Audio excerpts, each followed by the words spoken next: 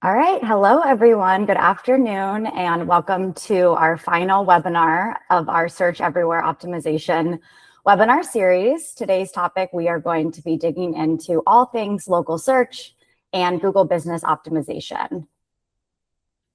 So as always, I am joined with the amazing Lawson Robinson. He is one of our senior SEO managers at Envisionit. And then I am Kenzie Austin. I am our director of SEO. We are at Envisionit, which is a digital marketing agency based here in Chicago, Illinois.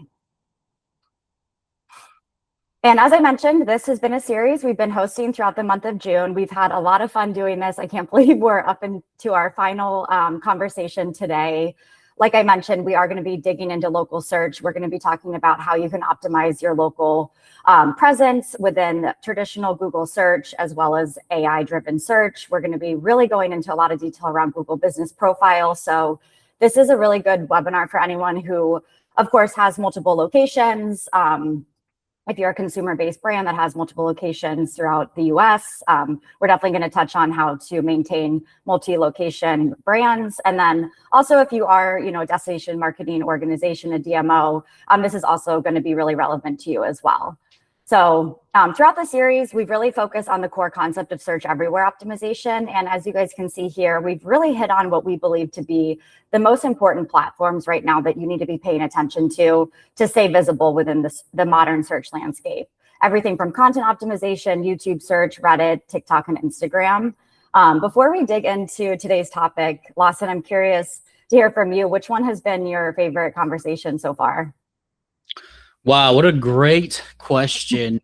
You caught me off guard here. I think I'd go with the social media, just because it is kind of a new concept, right? At least in terms of thinking about how people are searching on it and finding brands. And it's so prevalent when you think about it in your own experience, just how often you might find a new business, find a new brand, interact with different brands on social media. And I think working through that particular webinar really helped me kind of understand the user perspective on that front in a way I didn't before. What about you, Kenzie? What do you think? What's your favorite been so far? I would say, I think it's probably the Reddit one. From my experience, like working with our clients, Reddit is still a platform that I think a lot of businesses are not really sure how to engage with, especially organically. And it's really a gold mine of insights in terms of consumer insights, what people care about related to your brand, your vertical. So that one was really interesting. I think we gave some nice strategies on like how to get started, how to start lurking and monitoring Reddit conversations. And also we know that Reddit is playing such a huge role in informing AI generated responses. And it's really almost like training these LLMs about different brands. So definitely loved that conversation. And I think this platform is going to continue to be super relevant as we look forward as well. So all of the topics have been super fun though. And speaking of that, if you want to flip to the next slide, we do have all of the webinars available on demand. So we have of course, they're all on our YouTube. We've created a specific playlist for our Search Everywhere webinar series. So you guys can access that through this QR code here. And then, of course, we've been publishing individual blog posts for each webinar as well. The blog post will feature the embedded video on YouTube. And then we also have some content, written content as well, if you'd rather just read through and scan that way. So definitely encourage you guys to watch the series. Of course, you can watch in any order you want. And definitely, share with your colleagues, share with your clients if you work at a marketing agency. And yeah, keep checking out the content. And then with that said, I'll hand it over to Lawson. He's going to just kind of set the stage for the conversation, talk a little bit about how local search works within the modern landscape. You bet. And so I'll kind of start first pulling together a thread from our previous Reddit webinar. So as we had mentioned, when you do your local searches here to show you what it looks like in the modern search landscape, you now see Reddit on these Google Business Profiles. So going beyond just showing reviews, user posts, user images, you can now see these different Reddit posts. It's starting with food and drink businesses. I imagine it will expand with time. And really what you see here is Google trying to provide a little bit of unique flavor within these results. So again, it's already giving you these user generated posts on a Google business profile from reviews, etc. Why not spice that up and give a little bit of Reddit? And so what this shows you is if you can get your brand, your business mentioned on Reddit, you can now have this sort of new area of coverage. And what stands out to me is when you look at those two posts on Reddit slash pizza, great place to look at images of pizza. You can see one that is from 2 months ago and one that's from 6 years ago. So they're clearly willing to go pretty far back in time. That's almost pre-COVID, right, or right around COVID time, to give you an idea of how long ago this was. And they're kind of giving you a little bit of variety there in terms of what they're showing. I love that so many of your examples during this webinar series have been about pizza. Of course, yes, pizza and food, right? So if it's not pizza, it's going to be cookies. And so showing you again a new sort of feature within this Google Business Profile space, now pulling in social media posts. So I used Crumble Cookie, just knowing that they're a great example of a multi-location business, right? They have all these different areas that they serve. And as you can see here, you get some latest posts from the business, social media updates, and it's pulling in both X and Instagram. So pretty interesting. Just another way, again, to kind of tie your business together within this digital space. You get this sort of cross-platform connection between Google Business Profiles and social media. And again, this is a good idea or a good sign on why you should pursue the idea of really optimizing your profile, connecting your social media accounts, making sure that everything is firing on all cylinders, and you can get as much coverage as possible within this space. And this is also just a good reminder, going back to the social profile optimization webinar where we talked about TikTok and Instagram, having optimized posts on social are going to, and then they're going to be translated here within your local search results. That's just going to continue to pay off as well. So all of these platforms are really kind of speaking to each other and really playing together. Totally.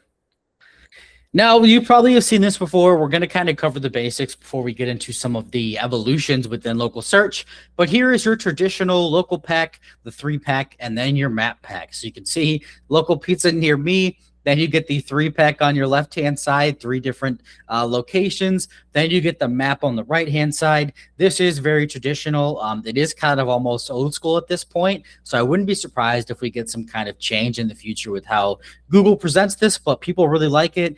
So, why, right, don't fix it if it's not broken, right? That's kind of the phrase. And that's kind of what Google has been rolling with. So you can see on the right-hand side, if you wanted to break it out, see how far different locations are from you, you can kind of get that understanding. But this is going to be something that you'll kind of see as we take a look at AI results, something that's carried over. So on the next few slides, we'll kind of show you what does some of the AI results look like for local search for people who are searching. And with ChatGPT and Perplexity, they're kind of jockeying the style of Google Business Profile, right? They're kind of following this typical formula. You get the map on top, you get the results on the bottom, same prompt in both platforms. I live in Auburn Hills, Bloomfield Hills, Michigan. Don't look up my address. Find some pizza spots near me, right? And then you get the maps, you get a list under, which I think is actually kind of interesting. And I think that people maybe find that a little more engaging because you kind of get a little bit of a summarization, right? What is this place about? What do they have to offer? You'll see where information is sourced too. One thing that stood out to me is on the left, ChatGPT citing Reddit. As Kenzie mentioned, very prominent. It's cited a lot. On the right, for the very same location, they're citing on Perplexity. The actual website, which I just thought was kind of funny. But nonetheless, that map layout, people like it. So you can see 2 different platforms that are really trying to provide that experience. Now, looking at Gemini and Claude, what stood out to me is very interesting is Gemini is technically a Google product, and yet it's kind of bucking against what we looked at as the traditional experience. So instead of giving you a map, it's more of a chatbot experience with a breakdown of the top spots. What I will say I do really like about Gemini, though, is that they kind of break it out into these sections where it's location, the vibe, why go. A little more in depth than the other platforms, which are kind of giving you the name, location, maybe a star rating review, and then kind of a couple sentences. I think it's kind of cool that they're giving you this understanding of like, what kind of vibe should you expect, right? Is it casual? Is it carry out? Is it sit down? And then what do why would you want to go? What kind of makes it good? I feel like that'd be perfect for DMOs to really think about because, you have people traveling in these different areas. They want to know what the vibe is. They want to know why they should go if they're in town. I thought that was pretty cool. And then you can see on the right-hand side, Claude again, kind of giving you that same experience that we had looked at before, where you have the map, you have the breakout of what are the locations, and then that little roundup at the bottom.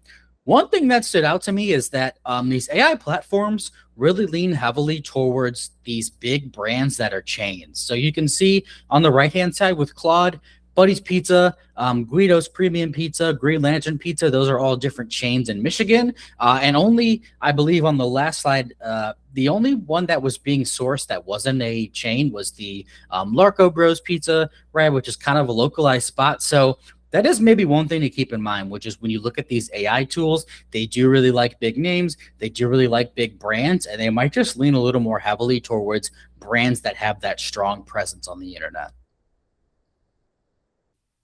That's super interesting.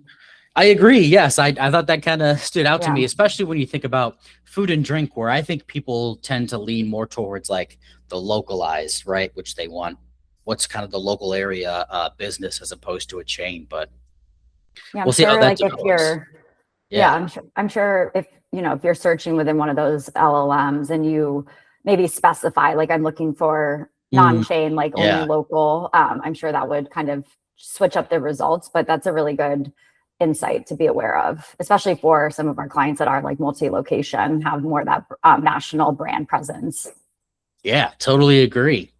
Now, when you think about how AI platforms use your Google business profile data, it's important to understand AI tools are a little bit different than Google, right? They're not going to surface information the same way. They're going to lean on structured signals that are trustworthy. And your Google business profile, it is a great source of those signals. So when you think about from top down, name, address, phone data, reviews and responses, posts and recent posts as well, photos and attributes, and then EVA schema markup. These are all going to be different ways that you want to use your information within your Google business profile, having consistency, having it develop trust and establish trust. The big things I think to call out here: name, address, phone. You really need to make sure that that's consistent. When you think about those reviews and responses, generating reviews, getting people to leave reviews for your business is a huge win. And then schema markup, right? So that's obviously going to exist a little bit outside of your Google business profile.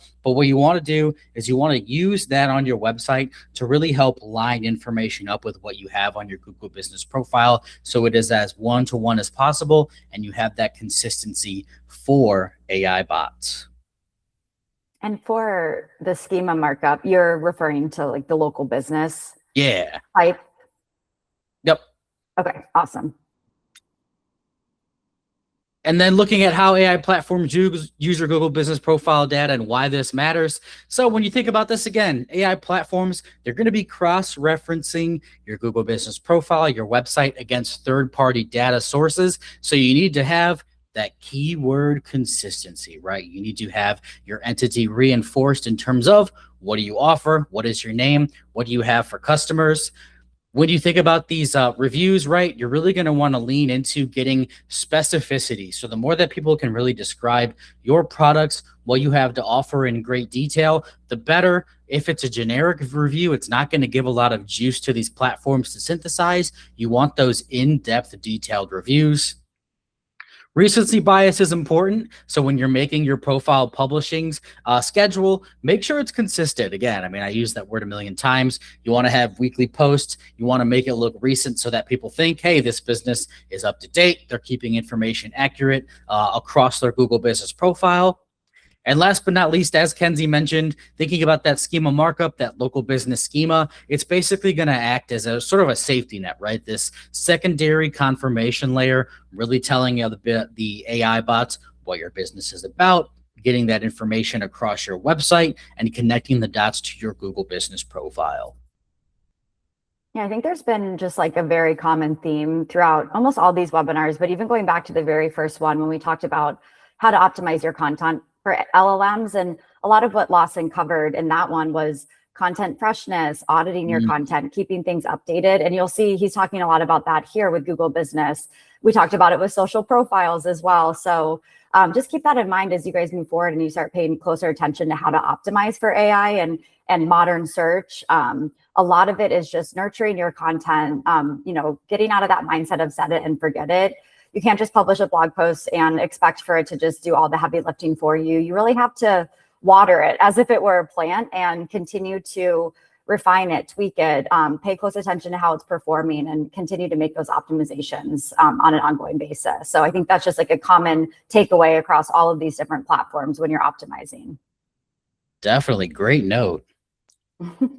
And with that, I will toss it over to you and you can walk us through some of the Google Business recommendations. Yeah, let's do it. Let's dig into the actual recommendations here. So I'd love to start just talking about some of the core pillars of local search visibility. I think it helps organize your strategy. It helps make things feel a little less overwhelming when you categorize things into these 5 core buckets. So and I'm going to be digging into each of these in detail with like more specific recommendations. So at a high level, really the 5 core pillars are going to be NAP consistency. So Lawson mentioned this earlier. This is when you're thinking about your business, your name, your address, and your phone, and having that consistency. That information about your business must match exactly across every listing and every platform. So we'll talk a little bit about that, especially we're going to give some recommendations if you do have a lot of locations. We know that this can get hard to kind of scale and maintain over time. So we're going to provide some recommendations there. The second core pillar is profile optimization, of course. So Google Business Profile, claiming it, making sure it's complete, making sure you're maintaining every field, thinking about adding fresh geotagged photos, adding fresh posts, maybe incorporating some Q&A. So I'll go into a little bit more about that. Of course, review. So we've already hit on it a little bit here. The next one is Google Business Posts and Q&A. Again, going back to that common theme of fresh content, signaling to AI, signaling to search crawlers that you're active, you're a well-maintained profile, you're a business that truly cares about your presence online. And then lastly, of course, schema and entity optimization. Now, Kenzie, I do have a quick question for you before we kind of dig in. If you had to pinpoint which one of these you thought was the most important for someone working within this Google Business Profile space and this local search space, what would you pick? Do you have a favorite, perhaps? That's a really good question. And I think it's going to depend on like the maturity of your brand and your business.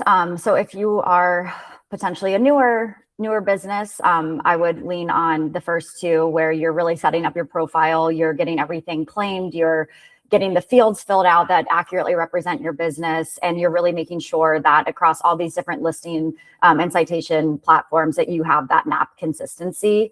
Of course, if you are a more mature business, you want to make sure to maintain that. So I think those are just like the basics that it's like almost like you don't even want to be thinking about it. There's tools that can help streamline this and scale it so it's not too much manual work. So I think those 2 are very, very important in the upfront. And then you'll see 3, 4, and 5. Those do require a little bit more heavy lifting, a little bit more resources. But we are going to talk a little bit about how you can like repurpose content across Google Business Profile to kind of maintain that content freshness without having to create like net new content each time. So yeah, hopefully that answered your question. I would say focusing on that profile optimization up front and that consistency of your name, address, and phone is really the core recommendation here. Whoops. Oh, okay. So NAP consistency, as we mentioned, is one of the most important factors when you are optimizing for local search. 80% of consumers lose trust in local businesses if they see incorrect or inconsistent business information. This is a really prominent stat featured from Bright Local. So that's a huge percentage of consumers, of course. And it's interesting because Lawson mentioned earlier how there's a huge component of trust when we think about local search and Google Business Profile optimization. And if those consumers are seeing inconsistencies, if hours seem off, if maybe the address is not accurate on a specific listing that they come across, they're going to feel like your business isn't legitimate. So really just reiterating the importance of this. So let's break each one down. So first, name. So you want to use your exact legal business name. You do want to avoid inconsistencies across different platforms and listings, like I mentioned. So whatever name you're using, use it throughout every single listing that you're going to be monitoring and managing for your brand. Do not include extra descriptors or terms in your name. That can be used in like a description field, but when you're putting a business name, keep it very direct to your exact legal name. A little recommendation here is check, does every listing match your Google business name exactly? So next, we'll talk about address. So pick one format for your address and really implement that across all your local listings. You want to ensure that you're consistent with the state abbreviation across all listings as well. So making sure that you're using that consistent abbreviated version of the state. And then always, always include your zip code, of course. So when you're looking here, you want to check, does your business listing on Yelp, Apple Maps, and Google Business show identical addresses? And then last but not least, we have your phone number. So you want to make sure to be using your local number, not a specific tracking number. And then again, the theme is consistency. So whatever format you're going to be using, making sure to use that and carry that throughout all your local business listings. And then also avoid call tracking numbers that change per source. Again, you just want to create that consistency. Again, checking and auditing, does your website phone number match your Google business, your Yelp, all your different business listing phone numbers. So like I mentioned earlier, this is definitely like where you need to start. If you have a lot of locations, and I think the next slide talks about kind of how to manage this better, but making sure that there's consistency here is going to be really the first place to start when you think about local optimization.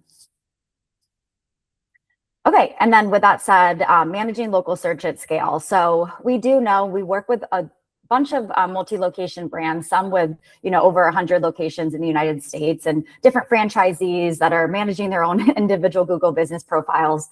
We do know that in this case, it often becomes a governance problem, not as much of an optimization problem, just because there's such a large quantity of locations to manage. So some of the common challenges that we've seen for different multi-location businesses, of course, that inconsistency across Snap at scale. As you start scaling out, and you start opening new locations, it is something that becomes a little bit difficult to maintain. Also, review management gaps is something that we often see with our local SEO clients. So really having like no centralized process means that reviews go unanswered for weeks. We've seen this time and time again. Obviously, your reviews on Google Business, on Yelp are similar to Reddit, like a gold mine of consumer insights. And I often see clients just either not having the bandwidth to manage these, even to read them. And so we are going to provide some recommendations on kind of how to best manage your reviews.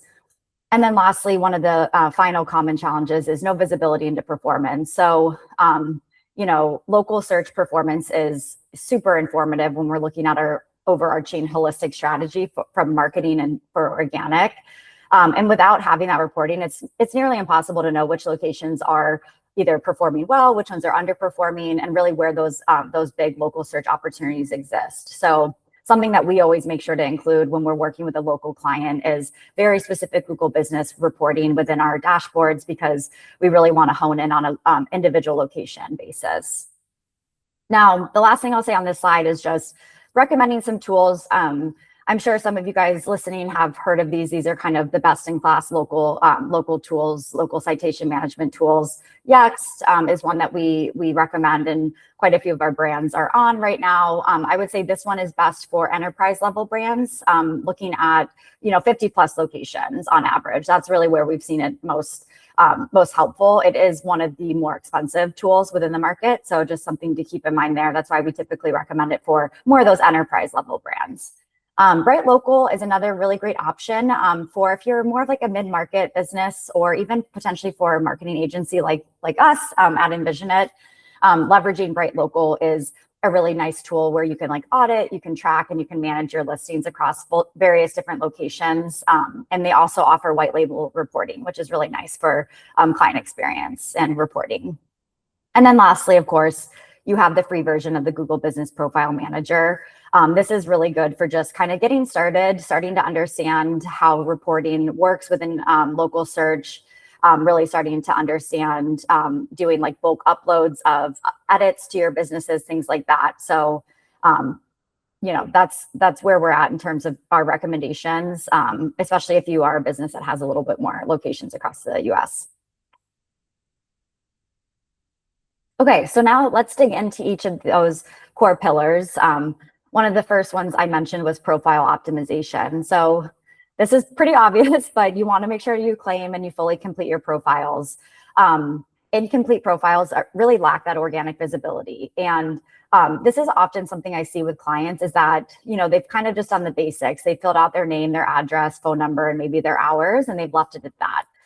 We always recommend filling out every field, especially the ones that are most relevant to your business, whatever vertical you operate within. And just really giving more of that rich profile experience. It's not only helpful for consumers, but it's also really helpful for these different LLMs and search engines that are going to be crawling and using this content to understand your local business. Uploading fresh and geotagged photos. So we mentioned earlier, photo recency is something that actually does influence profile rankings. So you really want to make sure, as you're creating a profile, making sure to import a lot of nice, rich imagery, but don't just stop there. Over time, you want to upload fresh content, fresh images, and really just make sure to upload this regularly versus just at the profile setup. And then lastly, posting consistently and linking social profiles. So I think we're actually going to talk a little bit about that on a later slide. So I will hold that one for now, and we can flip to the next. Reviews. Okay. So reviews are a huge component of local search optimization, of Google business optimization. Rich reviews feed AI recommendations directly. These LLMs are using reviews to synthesize content, to understand your business. And when you are a business that's presenting sparse or even just generic reviews, it is going to be less favorable AI generated response. So the next slide is going to go into some ideas on how you can generate more reviews, because again, I know it is something that takes a lot of time, it takes a lot of resources and manpower. So definitely want to leave you guys with some ideas there. Actively generating new reviews is a really important one as well. Volume, recency, and sentiment of your reviews are discovery signals on local search. So we really want to make sure that we're actively generating those new reviews. And in addition to that, responding to every review. It's very interesting, but Google has actually confirmed that owner responses do signal active management, and they may actually have a direct influence on improved local ranking. So Google, when we're thinking about local search visibility on the Google platform, they've kind of come out and said that this is, something that strongly influences how you're going to be shown on these local results. So definitely don't neglect your reviews. It should be a really core part of your local search strategy. Of course, it's hard to really overstate how important reviews are, as you're saying, not only because they serve as this sort of discovery signal, but from a user perspective, high reviews, right? High review star. If you have 5,000 reviews and it's a 4.5 star average, that's a lot more, right? Or that matters more than 3.5 if you have 500, right? Or even the same score. So definitely a big part of it. Yeah, and one thing I'll add around reviews, I kind of mentioned it earlier, but when we're auditing, let's say we onboard a new client, they have, they're a local business, they have multi-locations. One of the things we do in terms of auditing is we like to pull like an aggregate of all the reviews across different key sources, such as Google, Google Business, of course. And we almost treat it like Reddit, where we get those consumer insights. We get common questions that are asked, even common complaints, common things that people like about the business. And that really can help inform content strategy. It can help inform FAQ content. It can help inform kind of your messaging across your homepage or even just core product pages. So, aside from just the influence it has on visibility, it's also consumer intelligence that you're gaining by paying attention to these reviews. So just keep that in mind as well.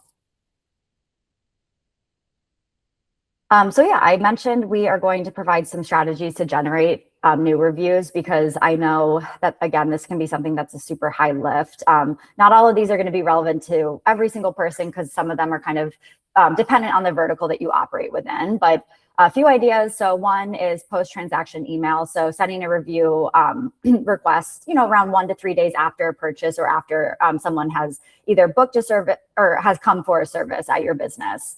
This email would provide a direct link into your Google Business Profile review page. It helps really remove that friction and really dramatically improves conversion. When you're reaching out via email, you're getting their attention and you're really, you have that strong CTA to leave a review. QR codes are another really great way to generate new reviews for your business. You can place a QR code on receipts, on packaging, or even on in-store signage, depending on what type of business you are, that links directly to your review page. This is something that it just makes it easy for people. Let's say you have a really happy customer in the moment, and they see that QR code. You're more likely to get them to act in that moment when they've had a positive experience than potentially when they get home and they get busy with their own lives. So definitely leveraging QR codes. Asking, again, thinking of like the right moment to ask, really starting to train your team to ask for reviews right after that positive interaction. So not just leveraging the QR codes, but even in person, if a customer compliments the service, you can kind of train your customer service team or your front desk staff to ask for a review and just kind of reiterate what it means for your business to get those reviews online. Of course, text follow-up is another good strategy in terms of generating reviews. A short text with a direct review link really does convert very well, especially for service businesses. So we do recommend when you're engaging with anything SMS, just keeping it very brief, keeping it very personal if you can. Personalization is going to get their attention more through the text. And then definitely recency is important here. So setting it within 24 hours of that interaction. Wi-Fi landing page. So this is, potentially if you're a hotel business or other service-based businesses that of course offer Wi-Fi in the waiting room. This is a really great opportunity for you guys to kind of get some engagement from your users through, offering the guest Wi-Fi. And then when you offer the Wi-Fi, you can redirect users to a branded page that includes that review CTA. And then lastly, I think this one's really, again, kind of under leverage, and I think it's like a no-brainer just to implement across your organization is including a review, leave us a Google review in all of your employees' email signatures. This one is very low lift. It doesn't take a lot of time. You can standardize it and create like a template that everyone has across their email signatures for your brand. And it provides that ongoing touch point that really helps kind of compound over time. Okay, so now we'll talk a bit about Google Business Profile posts and Q&A. One thing we mentioned is that content freshness, content recency really signals an active profile that's being actively managed by a business owner that truly cares about their consumers and about their business. So a few ways to signal that is leveraging Google's features around posts and Q&A. So we definitely recommend leveraging Google Posts to provide different updates about your business. You can update, maybe you're hosting an event or you have, you have an upcoming event coming up. That's a really great opportunity to post some fresh content. You could even share your blogs. So I mentioned earlier, content repurposing is really big here. If you produce a blog post, you're sharing it on social media, add Google Business as one of your distribution touch points and create some unique short copy for that and share it on Google Business now moving forward. That's, again, a lower lift because the content's already created and you're really just creating a short snippet of copy to promote the blog. You can also deliver contact information to customers through Google Posts as well. Consistent posting is crucial. I feel like we've hit on this a lot. You guys probably get it. Consistency is key. So you don't want to just, sporadically post once and then not post for six months after that. We typically recommend for our local based clients, aiming for around 1 to 2 posts per week. This may seem like a lot, but again, if you're thinking of it more through like repurposing of content that already exists, that could be pretty easy to pull off. And then lastly, the Q&A feature within Google Business Profile. Let's use this definitely to your benefit. You can add frequently asked questions, of course, with your specific answers as the business and as authoritative voice on your business within that Q&A section to really help users as well as search and AI crawlers understand your business even more. This is actually a good place where you can audit your reviews, kind of see what some of those, and even audit Reddit, see what some of those common questions are, feedback is around your business, and implement that within the Q&A section of Google Business Profile. Yeah, and I think this is a great section to really try and control the narrative around your business, right? If you see, as Kenzie mentioned, a common Yep. theme in terms of people maybe complaining or having an issue, getting out in front of that, framing it in a way that maybe benefits your business is a great way to think about this Q&A section. Yeah, 100%. I know we've talked a bit throughout the whole series around it's a little scary right now in the landscape because brands have very little control over how what's being said about their business and how it's being represented because these sources are paying or AI is pulling from so many different sources that sometimes you have little control over. So Lawson, that's a really good point to kind of take back that narrative as much as you can. Local schema and entity management. So of course, we already kind of hit on this, so I won't spend too much time. You do want to make sure that you're implementing that local business schema markup on your site. This is something that really tells search engines about your business, and it acts almost as like a digital ID card for crawlers. So this is an absolute must do. Work with your development team, work with your SEO partner to help get this implemented throughout your website. And then we also want to make sure that you're really focusing on connecting your website to social media accounts. So one thing we like to recommend is using that same as schema attribute to explicitly tell search engines that your Google business profile is connected to your social media account. So again, really making that connection across all the different digital touch points that you have as a brand. So we did create this slide. This is specific to our DMOs, our tourism clients, and anyone that's working within the travel tourism space. One thing that's interesting within this is that, as the DMO, you have your Google business profile that represents your brand and your business as that organization.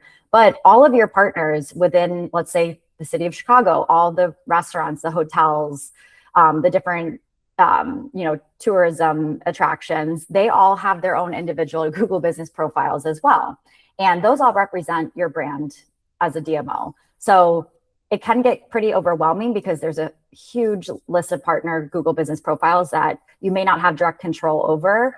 But one thing that we love to recommend for DMOs is partner education. So, hosting workshops, educating your partners on the importance of Google business, their profiles and the visibility of their profiles lift your entire destination's visibility in search and in AI. So making sure that they understand that, making sure that they're paying close attention. We've actually also provided review response frameworks for DMOs to share out with their partners. So this would just be like a simple, ready-to-use response template that can really help move the needle on local rankings. And then lastly, just always sharing resources with your partners, tracking progress.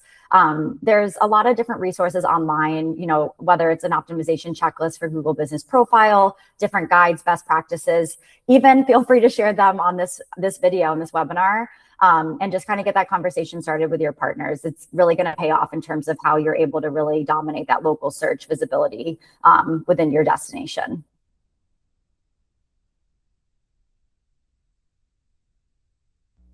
All right. Sorry, I was having trouble getting No, off you're of good. mute, You're good. there. Yeah. So as we kind of round this out, I know we've done this every time, but if you have questions, we have answers. Feel free to email the great Kenzie at kenzie.austin@envisionitagency.com. Throw those questions our way, and we'll definitely provide some answers. Take a look here. You can get this QR code, request an SEO and AI visibility growth assessment. We'll show you where you're at, where you need to go, and what the future will look like for your brand with some great AI optimizations in place. And lastly, let's stay connected, right? Follow along for our future webinars, everything we do at the great Envisionit company. You can see our LinkedIn, our blog, and Kenzie's email as well to get in touch. We really appreciate you guys joining us for all these webinars. I know that I've had a lot of fun. I know that Kenzie's had a lot of fun. And we definitely look forward to all of the webinars that are to come as we move forward and really get these wheels turning.